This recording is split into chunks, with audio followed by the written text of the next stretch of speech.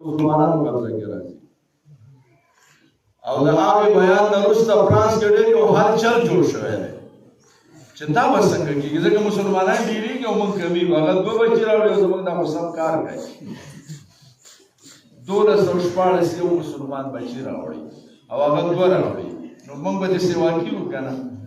نو د فرانسیانو سره ګډ فکر پیدا دی چې یو د مسلمانان منع کړو چې دی هم دې دوو ته راکوز کړو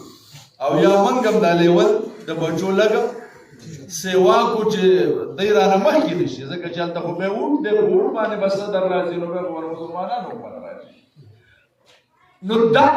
د دې وجې نه اوس په ټول یورپ کې 5.5 کروڑه مسلمان آباد دی په یورپ کې د دې خبرې معنی دا ده ورونو چې اسلام دنیا ته خورېږي خو د دې بنیاد او مرکز مدرسه ده چې دا څوک هم د اسلام محنت کوي دنیا کې د پیدا کېږي د مدرسې نه که مدرسې ته ته سپک ګوري او که درون ورته ګوري که د دې قیمت او اهمیت منې او که نه منې خو دا شی ډېر قیمتي د تبلیغ چې اوس دا د تبلیغ محنت چې روان دی په لکونو تبلیغیان پاکستان کې او دنیا ته خپاره شروع دا کار چا شروع کړی مولانا الیاس د کوم ځای نه راوتی و د کالج نه که د سیموټو د بیټرۍ نه د مدرسې نه راوتی و د شیخ الهند شاګرد و نو چې مدرسه نه وی مولانا الیاس به پیدا شوی وی او چې مدرسه نه وی نو تبلیغ به وسوی دا مولا عمر چې یو وارې وروسته شکست ورکړ په جهادونو کې بل ځل یې امریکې ته شکست ورکړ دا سړی د کوم ځای نه پیدا شو دا د مدرسې نه دا لوی لوی پیران چې دي دا د دې مدرسې نه وتي اشرف علي تھانوي تاسو کتابونه ګورئ لوی پیر و لوی عالم و دا د دې مدرسې نه وتي او رشید احمد ګوري حاجي امداد الله مهاجر مکی دا د خپل زمانې لوی پیران او د طریقت د میدان غړو ګورو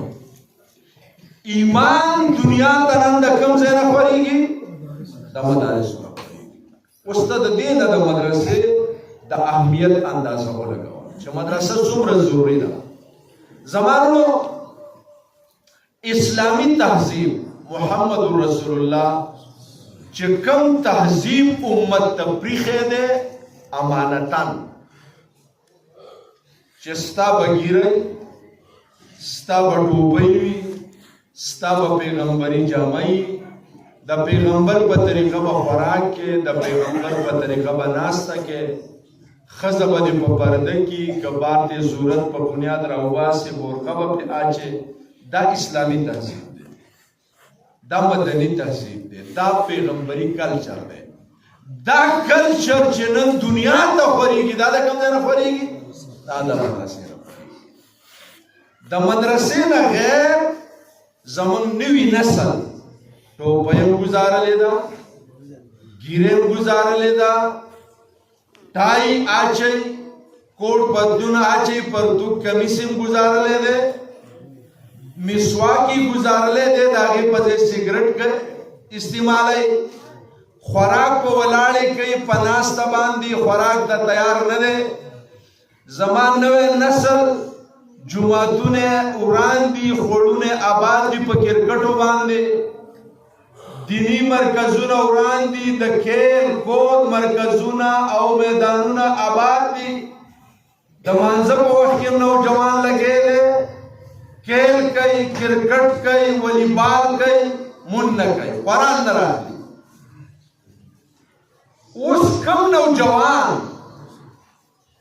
چې هغه د پټکي سره د ګیرې سره د پیغمبر د سنتو سره د مسواک سره معاشرې ته راځي هغه به د مدرسې نه راځي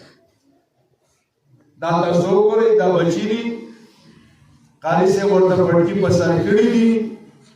د دې پټکو ته هېڅ ضرورت نشته دی واړه ماشومان دي مونځ پې فرض نه دی نو پټکي پې خود فرض نه دی خو د اوس نه چې دا پټکې ورته په سر کوي دا د دې دپاره چې د پیغمبر د سنتو د عادت د اوس نه واخلي د ماشوموالي نه چې ماشوم د پیغمبر د سنتو عادي شو د مرګه پورې به د پیغمبر سنت نه پرېږدي او که د ماشوموالي نه د انګریزانو د سنتو عادي شو به د مرګه پورې د انګریزانو سنت نه پرېږدي. منګه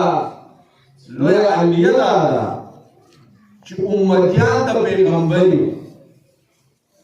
یو الګ دانش ویلې چې د پیغمبر امتی دی. تاسو د چا امتیان یو سپارش پراله څوک کوي د چا سپارش ته مې د پیغمبر سپارش ته مې خو سنت به ګورې زه د یورپ او د مغرب پالو کوم او سنت به د هغوی په ځان کې راولم او امتي د پیغمبر. دا سوال دا یو عظیمه علمیه ده. من خپلو نوجوانانو ته دعوت ورکوم چې د الله بندګانو نوجواني د الله له طرفه لوی نعمت دی. د دې نعمت قدر به تاسو له هله درشي چې بوډاګان شئ. بیا به وایئ چې کاشکې وږی دې وی خو چې نوجوان دی. نوجواني دا طاقت دی، دا سنجیدګي ده، دا بصیرت دی. د نوجوان تمام طاقتونه او تمام